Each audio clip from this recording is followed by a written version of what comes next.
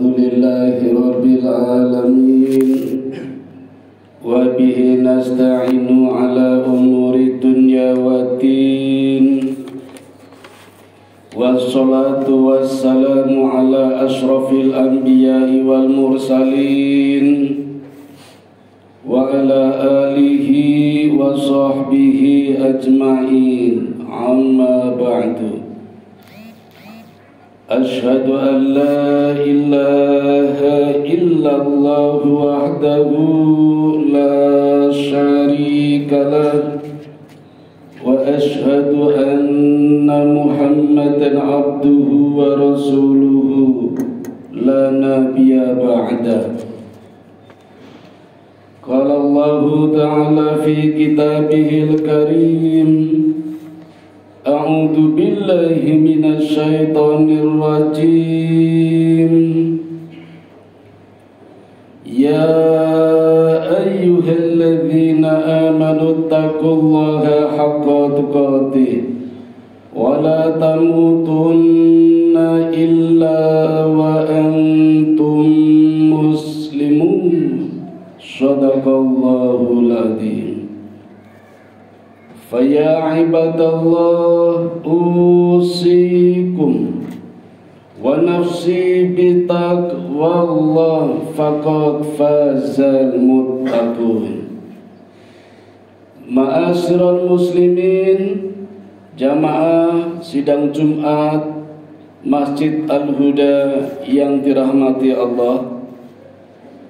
Pada kesempatan khutbah siang hari ini, khatib akan menyampaikan sedikit makna yang terkandung di dalam Al-Quran surat Al-Imran, surat yang ketiga ayat 55, di mana Allah berfirman, A'udzu billahi minasy syaithanir rajim.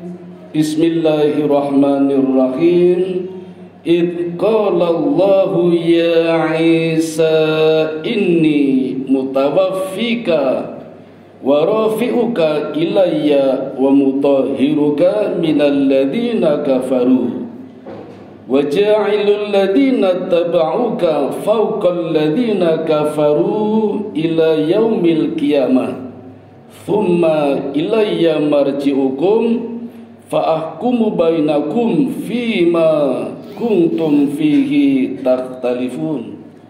Yang artinya, ingatlah ketika Allah berfirman, wahai Isa, aku mengambilmu dan mengangkatmu kepadaku serta menyucikanmu dari orang-orang yang kafir dan menjadikan orang-orang yang mengikutimu di atas orang-orang yang kafir hingga hari kiamat.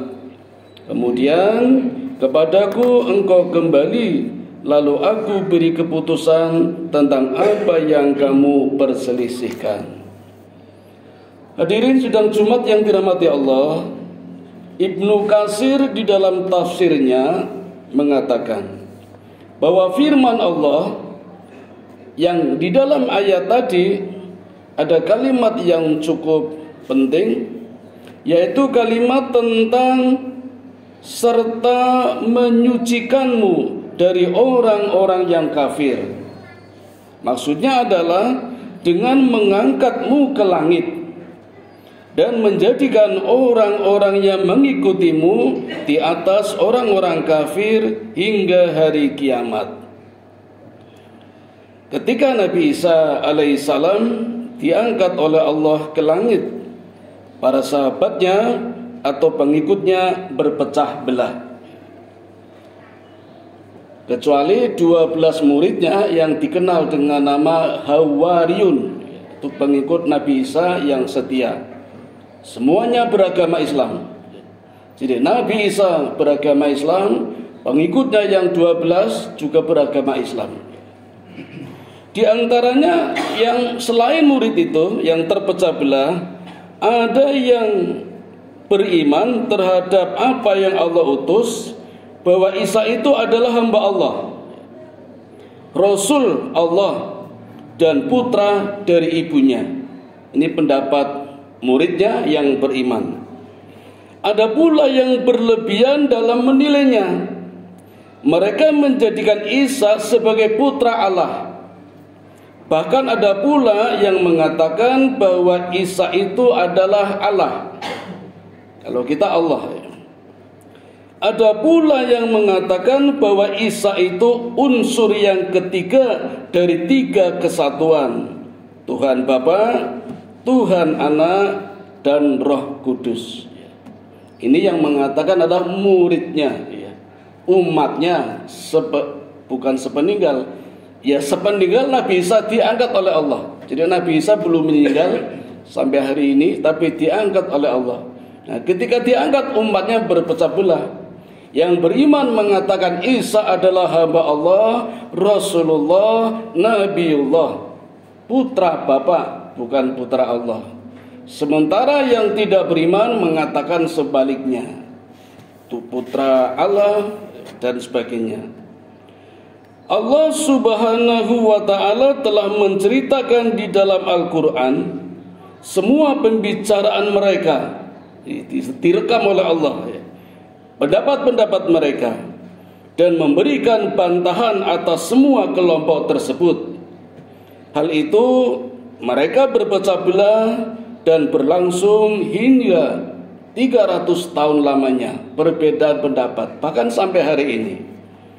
Kemudian muncullah seorang raja dari negeri Yunani yang terkenal dengan nama Raja Konstantin, yang menganut agama Nasrani. Ada yang berkata bahwa Raja Konstantin itu berpura-pura masuk Nasrani karena sesungguhnya dia seorang filsuf. Ada pula yang berkata dia masuk Nasrani padahal dia tidak tahu apa-apa. Tapi raja, walaupun tidak tahu apa-apa, walaupun bodoh, tapi raja tentu berkuasa. Daripada profesor pintar, cerdas tapi tidak berkuasa, tidak punya kekuasaan, pasti kalah. Namun yang jelas dia mengubah agama Nabi Isa dan menyelewengkannya. Jadi satu riwayat menjelaskan dia masuk Nasrani tapi justru mengubah ajarannya karena kebodohannya, tapi punya kekuasaan. Dia menambah dan mengurangi ajarannya serta menetapkan undang-undang dan amanat besar bagi agama tersebut yang sebenarnya adalah sebagai pengkhianatan. Tentu perbuatan seperti ini di agama kita juga ada. Orang-orang tertentu, baik individu atau kelompok yang menambah-nambah ajaran, mengurangi, mengubah, yang sering kita kenal dengan nama istilah bid'ah. Dan kita tahu bagaimana hukumnya bid'ah. Wa kullu bid'ah dolalah, wa kullu dolalah finnar. Menambah ajaran, mengurangi ajaran adalah bid'ah. Bid'ah menuju kepada kesesatan dan kesesatan menuju kepada neraka. Maka sangat dilarang kita menambah-nambah, mengurangi, mengubah ajaran yang sudah benar-benar diajarkan oleh Rasulullah sallallahu alaihi wasallam. Sudah pas takarannya, tidak perlu diubah. Hadirin yang dirahmati Allah, pada masanya, masa Raja Konstantin, dia menghalalkan daging babi. Mereka sholat tidak menghadap ke kiblat. Jadi mereka juga ada ajaran sholat, tapi tidak menghadap kiblat, dirubah kiblatnya. Serta membuat gambarnya Nabi Isa di gereja-gereja dan di biara-biara. Bahkan ada dua macam, ada yang pakai baju, ada yang tidak. Lalu mereka juga menambahkan hari berpuasa. Berpuasa mereka sebanyak 10 hari sebagai penebus dosa yang telah mereka perbuat sesuai dengan persangkaannya. Dari sini kita akan tahu bahwa ajarannya telah tercampur dengan ajaran sebelumnya. Kalau menambah berpuasa 10 hari, lalu sebelumnya puasanya berapa hari? Nah, ini yang ada di dalam kitab Taurat. 30 hari. Kenapa bisa 40 hari? Memang Allah awalnya mengangkat ya, memanggil Nabi Musa di Bukit Tur Sinai untuk menerima kitab Taurat. Dan Allah menjanjikan kepada umatnya Nabi Musa ketika itu untuk sabar menunggu selama 30 hari. Karena Rasulnya sedang dipanggil oleh Allah untuk menerima kitab Taurat. Maka Nabi Musa berpuasa. Ingin menghormati Allah, berpuasa selama 30 hari. Tanpa berbuka. Jadi kalau kita berpuasa sahur dengan berbuka, alhamdulillah masih ringan. Nabi Musa tanpa berbuka. Jadi nggak usah kaget ya.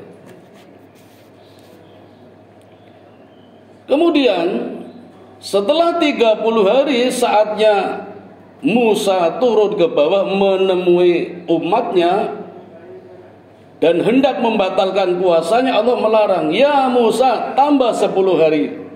Padahal di bawah sudah menunggu umatnya itu. Karena tak kunjung turun Nabi Musa, maka umatnya mulai menyeleweng yang diprakarsai oleh seorang penyembah sapi bernama Samiri. Karena Musa nggak turun-turun. Kenapa nggak turun? Diperpanjang oleh Allah di 10 hari untuk berpuasa.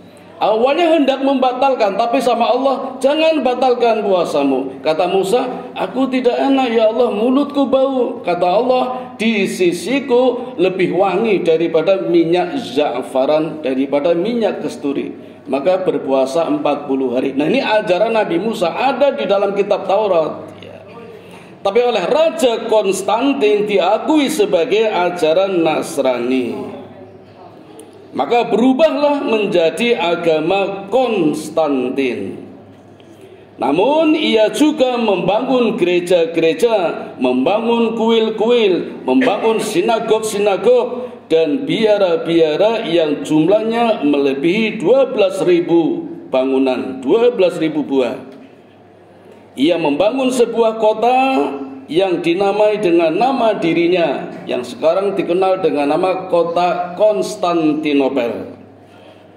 Lalu ia diikuti oleh sekumpulan raja-raja dari kalangan Yunani yang semuanya mengalahkan Yahudi.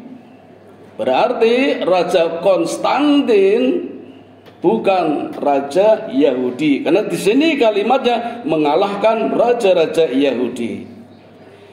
Allah mendukung mereka untuk mengalahkan orang-orang Yahudi karena mereka lebih dekat kepada kebenaran walaupun mereka semua adalah orang-orang yang kufur. Jadi Allah mendukung karena yang didukung ini agamanya lebih mendekati kebenaran walaupun sesat daripada Yahudi. Nah, Yahudi yang kita kenal sekarang tentu saja sudah banyak mengalami penyelewengan. Jadi dua-duanya baik Yahudi maupun Nasrani dari riwayat ini sudah kelihatan mulai terlihat betapa penyelewengannya sudah terlampau jauh. Makanya surat yang kita baca sehari minimal 17 kali ayat yang ke-7 sudah jelas mengatakan Siratal ladzina an'amta 'alaihim. Kalau Allah memerintahkan kepada kita, mohon kepada Allah petunjuk, maka ikutilah jalan orang-orang yang sudah diberikan nikmat.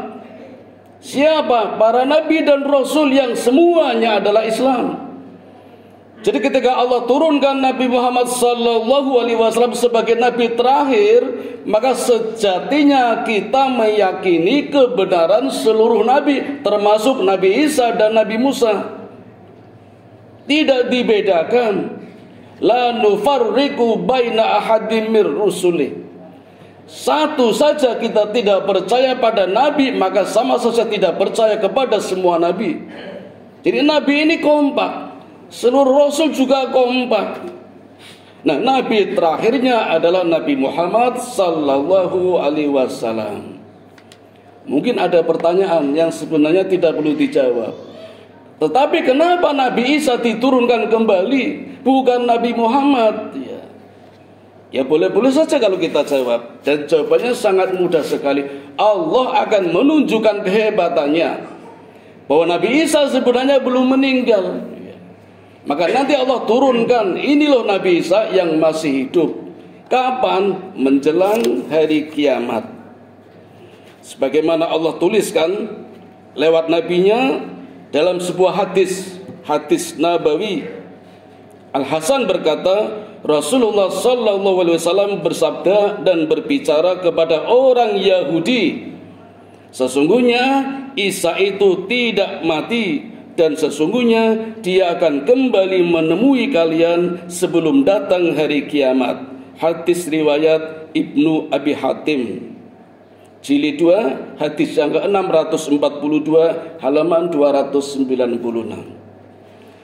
Hadirin yang dirahmati Allah, yang mestinya membuat penasaran kita adalah bahwa Yahudi dengan Nasrani sebenarnya bermusuhan. Tetapi kenapa sekarang kompak? Tentu keduanya masing-masing punya kepentingan untuk menghancurkan Islam.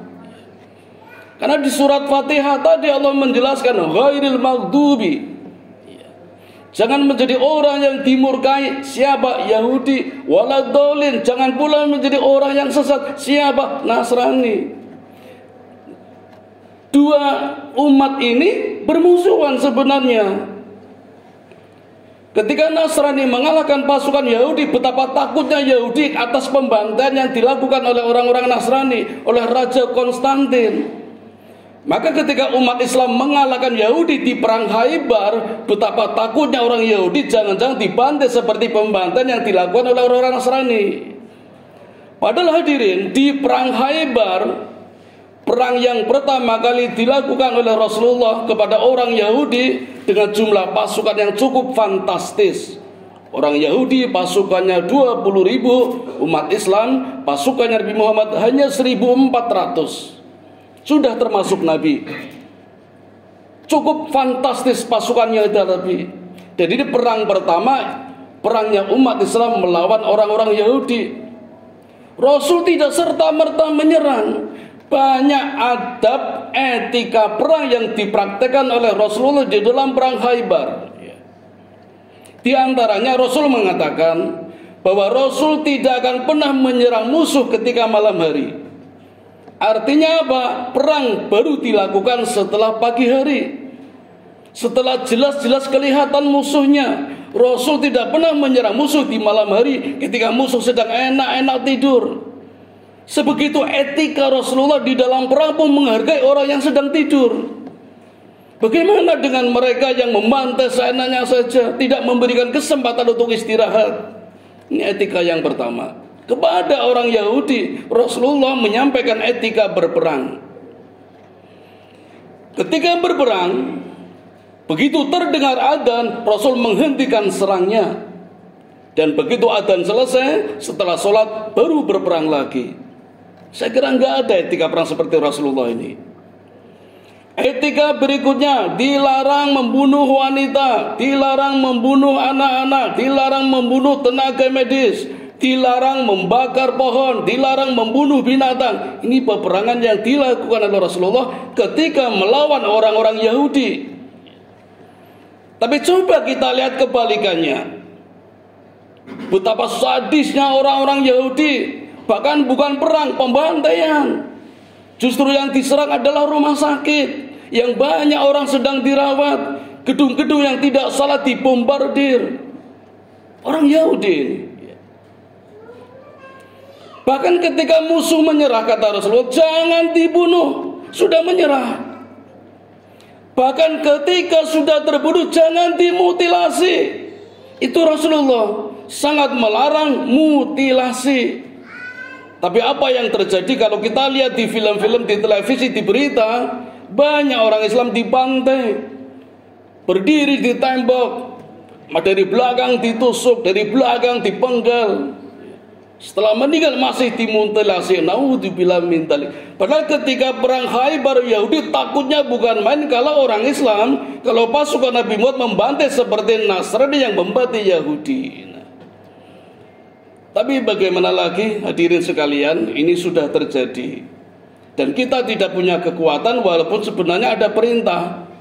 Di dalam kitab Taurat ada perintah, kalau umat satu nabi diserang oleh musuh, maka umatnya nabi lain punya kewajiban membantu.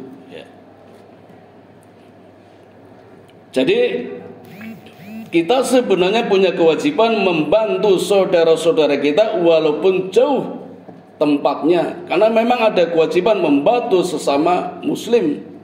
Tapi karena kondisinya tidak memungkinkan, maka bantuan yang bisa kita lakukan paling hanya berdoa. Syukur bisa membantu memberikan donasi atau mengirimkan doa-doa, surat-surat kekuatan, menambah semangat mereka di dalam berjuang, bukan untuk menyelamatkan secara fisik, tapi juga menyelamatkan agama-agama termasuk agama kita. Memang Allah sudah menjamin, tetapi yang dibutuhkan oleh Allah adalah perjuangan kita. Nah, maka hadirin, marilah di khutbah Jumat yang singkat ini kita membuat renungan pada diri kita. Kalau kita tidak bisa berjihad secara langsung, maka jihadlah dengan hati kita. Tidak segan-segannya, jangan jual mahal untuk memberikan doa kepada pejuang-pejuang muslim yang ada di luar negara kita, karena sesungguhnya mereka juga membela agama Allah. Wa qur rabbirfir warham wa anta khairur rahimin.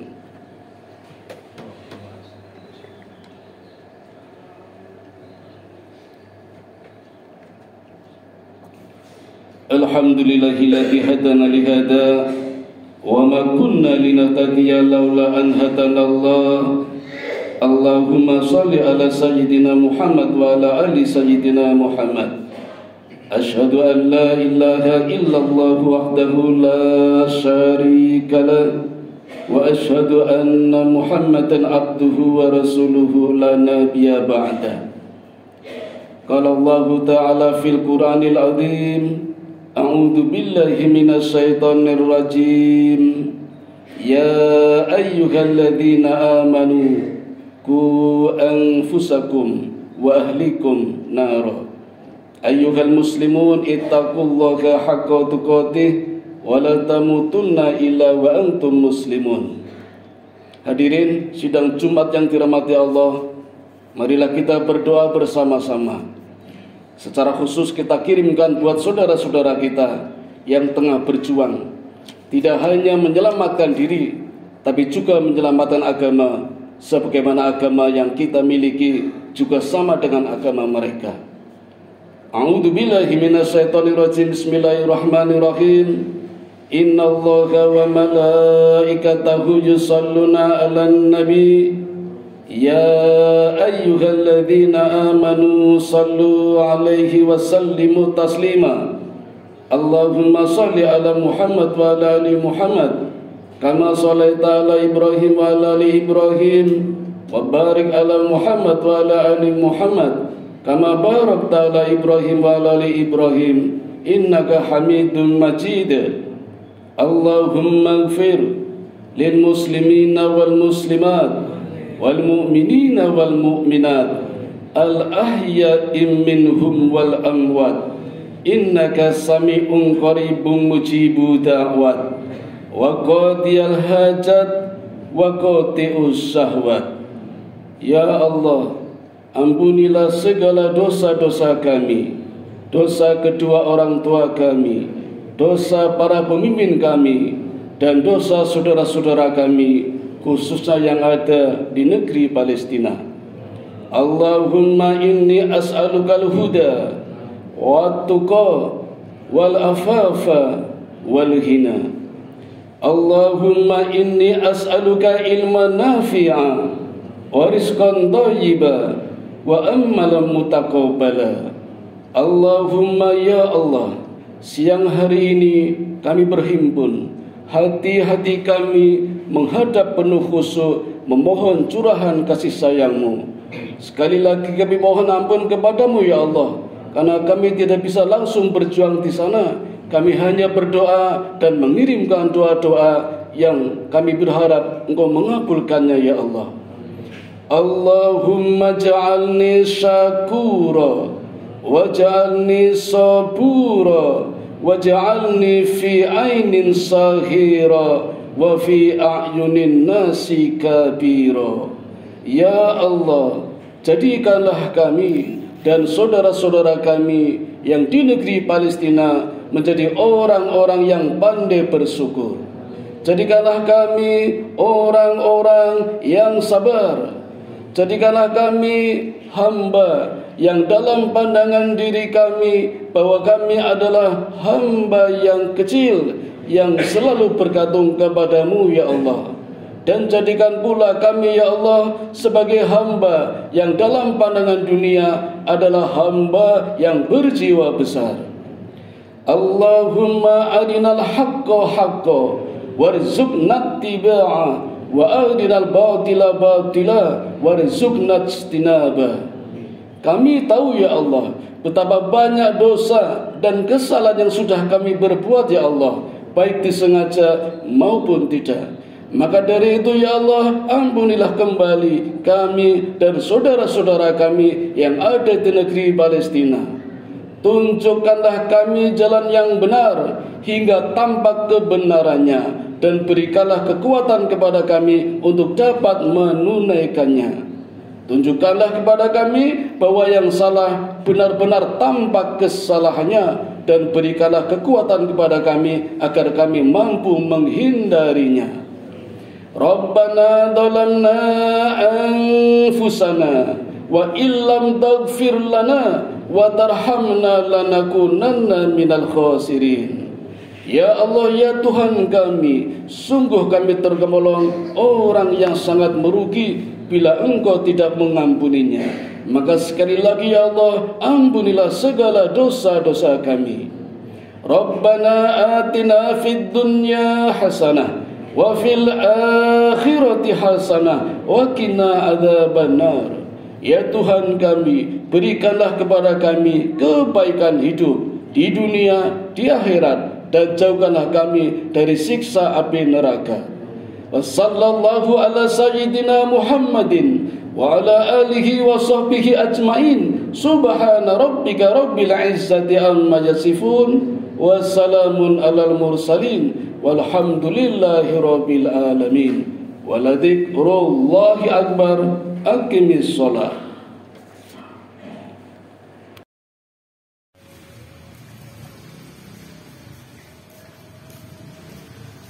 Allahu akbar.